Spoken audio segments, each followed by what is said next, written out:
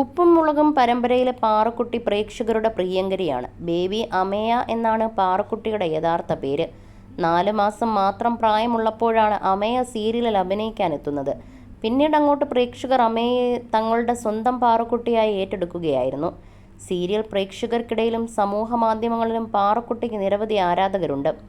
ഇപ്പോഴിതാ പാറുക്കുട്ടിയും അമ്മയും ഒരുമിച്ചുള്ള പുതിയ അഭിമുഖമാണ് ശ്രദ്ധിക്കപ്പെടുന്നത്.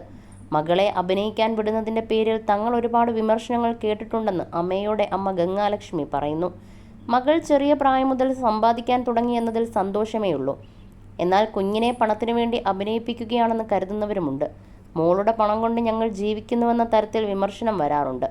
ഞങ്ങൾ ജോലിയും മറ്റു പല കാര്യങ്ങളും ഉപേക്ഷിച്ചിട്ടാണ് മോളുടെ ഷൂട്ടിന് വേണ്ടി സമയം കണ്ടെത്തുന്നത്. മോൾക്കൊരു വരുമാനം വരുന്നുവെന്നത് വലിയ കാര്യം തന്നെയാണ്. പക്ഷേ ആ പണത്തിന് വേണ്ടിയാണ് ഞങ്ങൾ മോളെ അഭിനയിപ്പിക്കാൻ വിടുന്നതെന്ന തരത്തിലെ കമൻറ്റുകൾ വരുമ്പോൾ സങ്കടം തോന്നുമെന്നും ഗംഗാലക്ഷ്മി പറഞ്ഞു. 4.5 മാസം പ്രായമുള്ളപ്പോഴാണ് മോൾ ആദ്യത്തെ സീനിൽ അഭിനയിച്ചത്. ആ സീൻ ഞങ്ങൾക്ക് നല്ല ഓർമ്മയുണ്ട്.